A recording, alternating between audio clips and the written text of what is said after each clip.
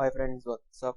Welcome to the UPSC path again. So today in this video, we shall discuss about the second week of the current affair magazine, November 2021. तो आज हम यहाँ पे discuss करेंगे current affair magazine की यहाँ पे second week के बारे में। तो सेकंड वीक में यहाँ पे इन नवंबर 2021 क्या क्या करंट अफेयर रहे हैं, तो इसमें यहाँ पे हम ये सारे इंपॉर्टेंट फैक्ट्स डिस्कस करेंगे ऑल ओवर जो कि सेकंड वीक में कवर अप किए गए हैं। तो फर्स्ट यहाँ पे देरी ना करते हुए फर्स्ट यहाँ पे हम इम्पोर्टेंट डेज के बारे में डिस्कस करते हैं। जैसा कि फर्स्ट जो वर्ल्ड अर्बेनिज्म डे है ये मनाया जाता है 8 नवंबर को मनाया जाता है। अब इसको अगर देखा जाए तो अर्बेनिज्म डे को हम यहाँ पे टाउन प्लानिंग डे भी कहते हैं। तो इसका जो एम है ये है क्या, to recognize and promote the role of planning in livable communities. जो भी कम्युनिटीज यहाँ पे रह रही हैं उनको यहाँ पे प्रमोट करने के लिए, तो उनका जो रोल है उनको यहाँ पे इकट्ठे रखने के लिए ये वर्ल्ड अर्बेनिज्म डे का मेनली यहाँ पे एम है। नेक्स्ट अगर हम यहाँ पे इसके फैक्ट्स के बारे में देखें तो ये ऑल ओवर द ग्लोब मनाया जाता है, इंडिया में नहीं मनाया जाता, सिर्फ सारे वर्ल्ड में मनाया जाता है। It is celebrated globally. Second point अगर हम यहाँ पे देखें तो ये किसके द्वारा ऑर्गेनाइज किया जाता है, it is organized by the ISOCARP, जिसको हम, this is the short form. अगर हम इसके पूरी फुल फॉर्म देखें that is the international society of the city and regional planners. तो I stand for the international, SO stand for the society, C stand for the city, A stand for the ants and RP stand for the regional planners। अगर हम थोड़ा और भी focus करें आइसोकार्प के बारे में तो आइसोकार्प का जो हेडक्वार्टर है ये मेनली हेग में है, दैट इज इन नीदरलैंड। तो ये स्टेब्लिश कब किया गया था, अगर देखा जाए तो आइसोकार्प था जो फाउंड किया गया था, ये फाउंड हुआ था इन 1965। तो ये सारे इंपॉर्टेंट फैक्ट्स हैं related to the world urbanism day. Second अगर हम यहाँ पे देखें तो लीगल सर्विसेज डे जो कि 9 नवंबर को मनाया जाता है। Second day that is the legal services day जो कि 9 नवंबर को मनाया जाता है। ये सेलिब्रेट किया जाता है सुप्रीम कोर्ट के द्वारा, इंडिया में सेलिब्रेट किया जाता है। कब से सेलिब्रेट किया जा रहा है, 1995, सिंस 1995 ये डे सेलिब्रेट किया जा रहा है। इन 2021 इसका जो एम है वो क्या रहा है, to mark legal professional contribution. जो सारे लॉ के रिलेटेड पर्सन हैं जो भी इस प्रोफेशन के हैं उनका इकट्ठे होकर कंट्रीब्यूट करना, जो लोग पोअर एंड नीडी पर्संस हैं उनको यहाँ पे सपोर्ट करना, उनको यहाँ पे गाइड करना। कुछ लोगों को मिसगाइड कर दिया जाता है, कुछ लोगों पे गलत केस जो एडप्ट कर दिए गए होते हैं, तो उसका इनका यहाँ पे मेन एम रहा है कि पोअर और नीडी पर्संस को यहाँ पे इकट्ठे कंट्रीब्यूट करके उन लोगों की हेल्प करना। तो ये फंड भी दिया जाता है, इवन फंड भी कंट्रीब्यूट करते हैं, बट इसके अलावा जो केसेस फाइल ले लेते हैं, जो अगर देखा जाए जो हमारे लॉयर्स होते हैं वो फ्री में भी कईयों के केस फाइट करते हैं जो पोअर एंड नीडी पर्सन है। तो इस बार इसका ये है। नेक्स्ट डे के बारे में अगर हम यहाँ पे फोकस करें that is the national education day. National education day है ये 11 नवंबर को मनाया जाता है। तो ये नेशनल एजुकेशन डे 11 नवंबर को क्यों मनाया जाने लगा, इसके पीछे भी रीजन है, क्योंकि ये बर्थ एनिवर्सरी है हमारे फर्स्ट एजुकेशन मिनिस्टर की। तो फर्स्ट एजुकेशन मिनिस्टर रहे हैं जो कि इंडिया के, दैट इज द, अगर हम शॉर्ट फॉर्म में देखें AKGM, अगर हम उनके बाद फुल फॉर्म उनके नाम का देखें that is the long name, that is the Abdul Kalam Ghulam Muhiuddin. तो ये उनका पूरा नाम था। अगर आपको इसको रिमाइंड रखना है इजीली तो दैट इज द AGM के बीच में आप ये लगा लें, that is Abul Kalam Ghulam and the Mohiuddin. तो ये इनका पूरा नाम रहा है। तो ये किसके कब से मनाया जा रहा है नेशनल एजुकेशन डे इंडिया में, नेशनल एजुकेशन डे है वो इंडिया में मनाया जाता है सिंस 2008 से मनाया जा रहा है। और ये डिसाइड किया गया था, किसके द्वारा डिसाइड किया गया था, by the ministry of the HRD के द्वारा डिसाइड किया गया था। सितंबर 11 2008 से ये डे रेगुलरली मनाया जा रहा है, that is the national education day. Next day अगर हम यहाँ पे फोकस करें that is the world pneumonia day.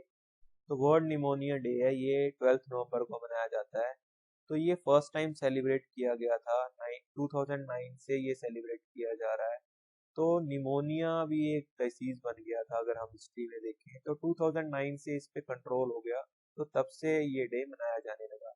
अभी भी इसका एम यही है, दैट इज द अवेयरनेस को रेज करना, प्रमोट प्रिवेंशन एंड ट्रीटमेंट को तो ये इसका यहाँ पे मेन एम है। नेक्स्ट अगर हम ये यहाँ पे अगले डे को देखें, that is the world diabetes day, जो कि 14 नवंबर को मनाया जाता है। तो इसका क्या एम है यहाँ पे वर्ल्ड डायबिटीज डे का, अगर हम देखें, अवेयरनेस को रेज करना, अबाउट डायबिटीज के बारे में अवेयरनेस रेज करना, प्रिवेंशन एंड क्योर, तो ये इसका यहाँ पे मेन एम है। अगर हम इसकी थीम देखें, असेस टू डायबिटीज केस को मतलब कंट्रोल में लाना, that is to assess the diabetes case. तो ये इंपॉर्टेंट फैक्ट्स रहे हैं इंपॉर्टेंट डेज के बारे में। इसके अलावा वन मोर डे है दैट जो कि 14 नवंबर को मनाया जाता है, जो कि हर किसी को पता होगा, नेशनल चिल्ड्रन डे है इंडिया में, जो मनाया जाता है 14 नवंबर को। तो ये क्यों मनाया जाता है, जो कि इसका नेशनल चिल्ड्रन डे इसको नाम इसलिए दिया गया क्योंकि जो चाचा नेहरू थे, that is the first prime minister of the India, तो उन्हीं के बर्थडे के दिन ये डे मनाया जाने लगा, इसीलिए जो नेशनल चिल्ड्रन डे है 14 नवंबर को मेनली मनाया जाता है। सो अगर हम इम्पोर्टेंट डेज के बारे में देखें, जैसा कि मैंने बताया, world urbanism day that is the 8th November, legal services day that is the 9th November, national education day 11th November and world pneumonia day 12th November, world diabetes day and national children day जो कि 14 नवंबर को मनाया जाता है। तो ये सारे इस वीक के डेज थे। तो इसके बीच में से कुछ भी पॉइंट पूछा जा सकता है एग्जाम के लिए, तो ये डेज यहाँ पे इम्पोर्टेंट रोल प्ले करते हैं पेपर के लिए। सो आफ्टर इम्पोर्टेंट डेज यहाँ पे हम डिस्कस करेंगे अवार्ड्स एंड अपॉइंटमेंट्स के बारे में। तो अगर हम यहाँ पे अवार्ड्स के बारे में देखें, तो यहाँ पे इम्पोर्टेंट अवार्ड है जाकि पद्मश्री अवार्ड, जो कि यहाँ पे दिया गया है डॉक्टर पद्मा बंदोपाध्याय को। डॉक्टर पद्मा बंदोपाध्याय है कौन, तो ये रिटायर्ड एयर मार्शल है। इवन ये इंडिया की फर्स्ट एयर मार्शल है जो कि एयर मार्शल की पोस्ट में तक पहुंची। इंडियन एयरफोर्स में देखा जाए तो फर्स्ट वोमेन एयर मार्शल थी, जो कि पद्मा बंदोपाध्याय जी थी। तो इनको यहाँ पे फील्ड ऑफ मेडिसिन में यहाँ पे पद्मश्री अवार्ड है जो कि दिया गया है। So this is the important facts. Next यहाँ पे अगर हम बात करें अवार्ड्स के बारे में, पद्मा अवार्ड्स 2021 के बारे में थोड़ा डिस्कस करें, तो ये प्रेसिडेंट रामनाथ कोविंद जी के द्वारा इस बार अप्रूव किए गए हैं। तो इस बार अगर हम टोटल देखें तो 119 पद्मा अवार्ड हैं जो कि दिए गए हैं 2021, जिसमें से 7 पद्म विभूषण अवार्ड हैं, 10 पद्म भूषण अवार्ड हैं एंड बाकी जो 102 हैं वो पद्मश्री अवार्ड। अगर देखा जाए तो पद्मश्री अवार्ड है जो कि ये अगर देखा जाए तो हाईएस्ट सिविलियन अवार्ड में से एक है, that is the third highest civilian award. तो अगर हम यहाँ पे पद्मा अवार्ड्स के बारे में थोड़ा हिस्ट्री के बारे में फोकस करें, तो पद्मा अवार्ड्स है ये, इसके लिए एक कमेटी फ्रेम की जाती है, दैट कमेटी फ्रेम की गई है, that is the Padma awards committee, जो कि that is constituted by PM of the India every year. तो सुजेस्ट करते हैं, जो बताते हैं कि कौन कौन से पर्सन्स को यहाँ पे अवार्ड्स दिए जाएंगे, कौन कौन सा पर्सन एलिजिबल है। अगर हम 2021 का एक और पॉइंट यहाँ पे इम्पोर्टेंट ले तो पूछा जा सकता है, इन 2021 अगर देखा जाए तो 29 वोमेन है जिनको इस बार यहाँ पे अवार्ड दिया गया है। आउट ऑफ देम 10 जो कि आउट ऑफ इंडिया से हैं, कुछ पर्सन यहाँ से एनआरआईज हैं, कुछ पर्सन डिफरेंट डिफरेंट कैटेगरीज से हैं।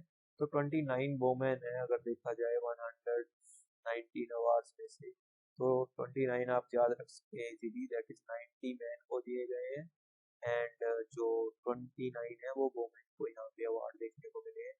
तो ये पद्मा बंदोपाध्याय वाला अवार्ड इसलिए इम्पोर्टेंट बन जाता है क्योंकि ये एक रिटायर्ड एयर मार्शल है, देन फर्स्ट जो एक ही अभी तक लेडीज है जो कि यहाँ पे इस पोस्ट तक पहुंची है, जो कि एज एयर मार्शल रिटायर्ड हुई है एयरफोर्स से। दैट्स वाई ये पॉइंट है यहाँ पे इम्पोर्टेंट बन जाता है। तो इसीलिए मैंने अवार्ड में इन्हीं के बारे में यहाँ पे डिस्कस किया है। सो आफ्टर अवार्ड्स यहाँ पे हम डिस्कस करेंगे इकोनॉमिक फैक्ट्स के रिलेटेड। सो अगर हम यहाँ पे इकोनॉमी में देखें तो इकोनॉमी में यहाँ पे जैसा कि आरबीआई के द्वारा, जैसा कि फर्स्ट ग्लोबल हैकेथॉन है जो कि आरबीआई के द्वारा लॉन्च किया गया है, तो this is the first global hackathon. तो इसमें यहाँ पे है क्या, हार्बिंगर 2021। तो ये एक इनोवेशन है फॉर ट्रांसफॉर्मेशन। तो इसकी जो थीम है स्मार्टर डिजिटल पेमेंट्स यहाँ पे रखी गई है। फर्स्ट टाइम आरबीआई के द्वारा ये कंडक्ट करवाया जा रहा है। तो इसमें जहाँ पे जो फर्स्ट पर्सन है जिसको प्राइज दिया जाएगा वो दिया जाएगा 40 लाख तो इसमें यहाँ पे और जो पर्सन यहाँ पे रह जाएगा, सेकंड रैंक होगा जिसका, तो उसको यहाँ पे 20 लाख प्राइज दिया जाएगा। तो ये क्यों लॉन्च किया गया है हार्बिंगर 2021? इसके पीछे भी रीजन है। डे बाय डे होता क्या जा रहा है, टेक्नोलॉजी बढ़ती जा रही है, और जिसके कारण चोरियां ठगियां होना, ट्रैक करना किसी चीज को एक आसान बनता जा रहा है। तो इसलिए यहाँ पे आरबीआई ने यहाँ पे इनोवेशन जो स्टार्ट किया है, इसमें यहाँ पे हर पार्टिसिपेंट को यहाँ पे रजिस्टर करने का मौका है फॉर 1 मंथ, जिसमें हर पार्टिसिपेंट इंडिया का कोई भी पर्सन है अप्लाई कर सकता है, अगर उसके पास यहाँ पे कोई सोल्यूशन हो इसका, ताकि बिना ओटीपी के गवर्नमेंट चाहती है कि बिना ओटीपी के जैसे कोई स्मार्टर डिजिटल पेमेंट्स हैं, इसको और कैसे डेवलप किया जा सकता है। जैसे हमें कोई भी चीज विड्रॉ करनी हो, मनी ट्रांसफर करना हो, हम बिना ओटीपी के भी ट्रांसफर कर सके। तो क्या इसके रिगार्डिंग आपका व्यू है? तो आरबीआई के द्वारा इसीलिए जो हार्विंगर है, इनोवेशन फॉर द ट्रांसफॉर्मेशन है, ये लॉन्च किया गया है ताकि हर पर्सन के डिफरेंट व्यूज लेने के लिए। तो ये पूछा जा सकता है क्वेश्चन इकोनॉमी में, कौन सा जो लॉन्च किया गया ग्लोबल हैकाथॉन है, फर्स्ट ग्लोबल हैकाथॉन जो आरबीआई के द्वारा लॉन्च किया गया है, दैट इज द हार्विंगर 2021। इसकी थीम क्या रही है? Smarter digital payments. QR code को यहाँ पे यूज किया जा सकता है, डिफरेंट पर्सन के डिफरेंट ओपिनियन रह सकते हैं। तो ये यहाँ पे इम्पोर्टेंट फैक्ट बन जाता है।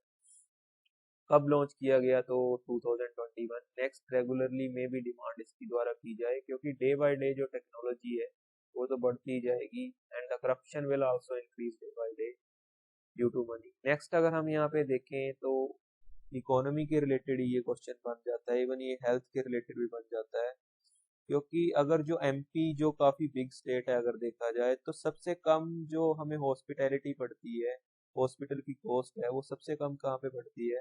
That is in MP out of the big state. So ये इकोनॉमी के मेन फैक्ट्स रहे हैं। सो आफ्टर इकोनॉमी, यहाँ पे हम इकोनॉमी के बाद यहाँ पे हम इन्वायरमेंट के बारे में डिस्कस करेंगे। तो यहाँ पे एक इम्पोर्टेंट फैक्ट रह रहा है, जैसे कि यहाँ पे क्लाइमेट चेंज परफॉर्मेंस इंडेक्स है जो कि रिलीज किया गया है। तो इसमें यहाँ पे इंडिया अगेन थर्ड टाइम यहाँ पे टॉप 10 परफॉर्मिंग कंट्रीज में लाई करता है। तो अगर यहाँ पे हम देखें तो फर्स्ट थ्री अगर रैंक पे देखा जाए, फर्स्ट थ्री रैंक पे कोई लाई नहीं करता यहाँ पे कंट्री। तो Denmark is the highest, Denmark जो हाईएस्ट है क्लाइमेट चेंज परफॉर्मिंग इंडेक्स में। तो जो डेनमार्क अगर देखा जाए तो फोर्थ रैंक पे लाई करता है। वंस अगेन जो टॉप थ्री प्लेसेस है ओवरऑल रैंकिंग में यहाँ पे एम्प्टी रहे हैं। तो जो टर्म एंड कंडीशंस होती हैं उसको यहाँ पे कोई क्रॉस नहीं कर पा रहा, कोई इसको कंट्री इतना कंट्रोल अपना पोल्यूशन को नहीं कर पा रहा, ताकि वो फर्स्ट सेकंड और थर्ड जो रैंक पे लाई करे।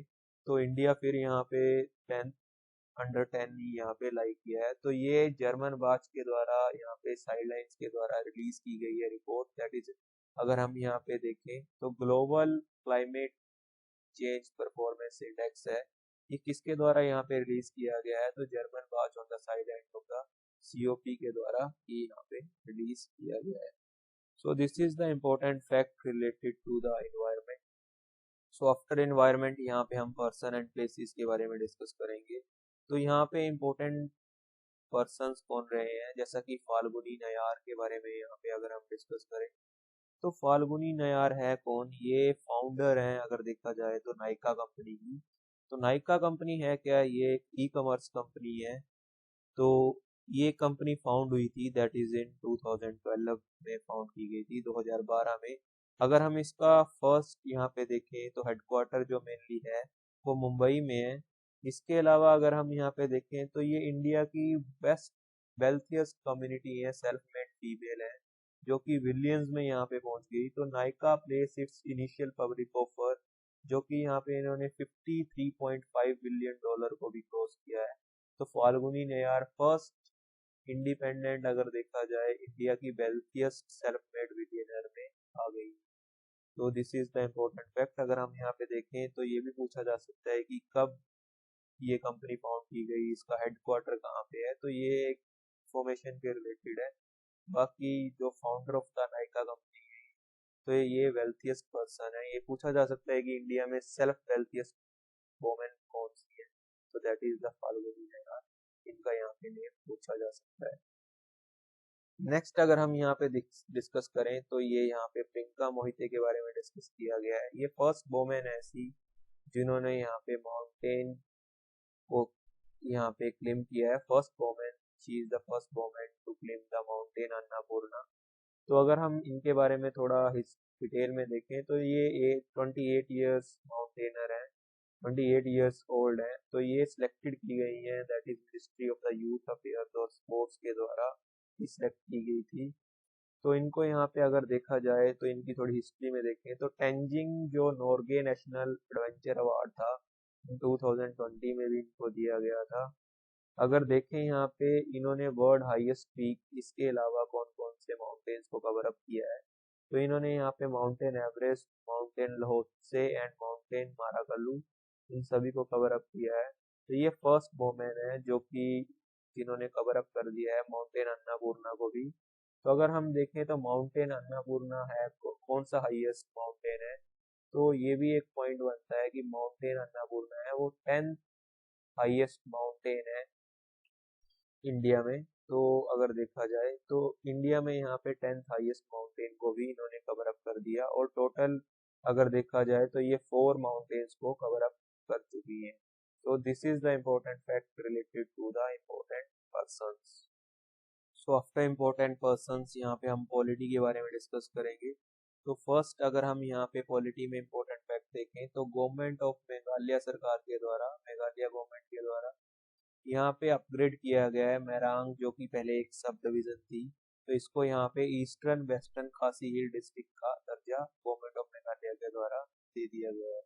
सो this is the important fact. पूछा जा सकता है कि गवर्नमेंट ऑफ मेघालय के द्वारा किस सब डिवीजन को जो है कि फुल डिस्ट्रिक्ट का दर्जा दे दिया, दैट इज द मेरांग, जो कि पहले एक सब डिवीजन थी और अभी ये ईस्टर्न वेस्टर्न खासी हिल डिस्ट्रिक्ट के नाम से जाना जाएगा। नेक्स्ट अगर हम यहाँ पे देखें तो फर्स्ट स्टेट ऐसी कौन सी है जिसने यहाँ पे tissue culture based seed potato rules को अप्रूव कर दिया है, तो Punjab become the first state इसके द्वारा यहाँ पे tissue culture based seed potato rules को यहाँ पे अप्रूव कर दिया गया है। तो पंजाब फर्स्ट ऐसी स्टेट है जिसके द्वारा यहाँ पे tissue culture based seed potato rules को अप्रूव कर दिया गया है।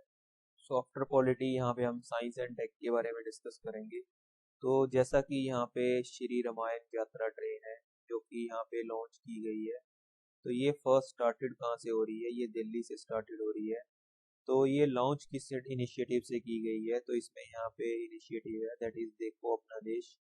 तो इसका जो फर्स्ट टूर है ट्रेन का वो मेनली कवर अप करेगा वो उन प्लेसेस को जो कि मेनली यहाँ पे life of the Lord Rama के साथ रिलेटेड है। तो उन सारे इम्पोर्टेंट प्लेसेस को ये कवर अप करेगा। तो इसीलिए श्री रामायण यात्रा ट्रेन, जैसा कि आप नाम से ही देख सकते हैं रामायण से रिलेटेड है, तो डेफिनेटली उन्हीं प्लेसेस को कवर अप करेगा। तो इसका जो मेन ये है पॉइंट यहाँ पे याद करने वाला कि ये कहाँ से लॉन्च की गई है, that is the Delhi, name है श्री रामायण यात्रा train. And third point is the initiative क्या है, दैट इज द देखो अपना देश।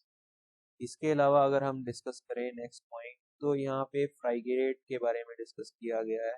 तो चाइना के द्वारा इसको लार्ज, जो China deliver largest and the most advance warship जिसका नाम है फ्राइगेट, तो ये डिलीवर कर दी गई है पाकिस्तान को। इसमें यहाँ पे इम्पोर्टेंट इसका फैक्ट क्या है कि अगर हम इस शिप के बारे में टेक्नोलॉजिकली देखें तो ये वो प्लेटफॉर्म पे यूज हो सकती है, सरफेस टू सरफेस पे भी इसको यूज किया जा सकता है, सरफेस टू एयर भी यूज किया जा सकता है। और ये एक ऐसी शिप है जिसमें यहाँ पे आप अंडर वाटर भी फायर पावर्स को यूज कर सकते हैं। तो चाइना के द्वारा पाकिस्तान को ये डिलीवर कर दी गई है, दैट इज द लार्जेस्ट और मोर एडवांस वारशिप है जो कि यहाँ पे पाकिस्तान को डिलीवर कर दी गई है चाइना के द्वारा। नेक्स्ट पॉइंट अगर हम यहाँ पे देखें that is the US, that is the 100 international solar alliance. तो यूएस है वो 100 फर्स्ट मेंबर बन चुका है इंटरनेशनल सोलर अलायंस का। सो this is the important fact also. तो इसके अलावा यहाँ पे अगर हम देखें तो यहाँ पे हमने जैसे साइंस एंड टेक को कवर अप किया, पॉलिटी को भी कवर अप किया, तो क्या यहाँ पे पर्सन एंड इम्पोर्टेंट पर्सन और प्लेसेस के बारे में हमने डिस्कस किया। तो वन बाय वन हमने यहाँ पे सारे पॉइंट्स को कवर अप किया है। आज के लिए यहाँ पे इतना ही। इम्पोर्टेंट डेज यहाँ से भी पूछा जा सकता है क्वेश्चन, तो ये सारे इम्पोर्टेंट पॉइंट्स यहाँ पे कवर अप होते हुए। So friends, if you like the video, then press the like buttons. Thanks for the watching, and don't forget to subscribe the channel and press the bell icon for the regular updates, क्योंकि day by day आपको हर weekly यहाँ पे magazine देखने को मिलती रहेगी। इसके अलावा आप यहाँ पे हमें फेसबुक पेज पे भी फॉलो कर सकते हैं, इंस्टाग्राम पे भी फॉलो कर सकते हैं यूपीएससी पाथ के नाम से, एंड देन टेलीग्राम पे भी हमारा चैनल है जहाँ पे आप देखा जाए तो आप ज्वाइन कर सकते हैं। वहाँ पे आपको वीडियोस के अलावा और भी पीडीएफ देखने को मिलेगी। So thanks for watching again, don't forget to subscribe the channel. आज के लिए यहाँ पे इतना ही। So if you like the video then press the like button. So have a good night.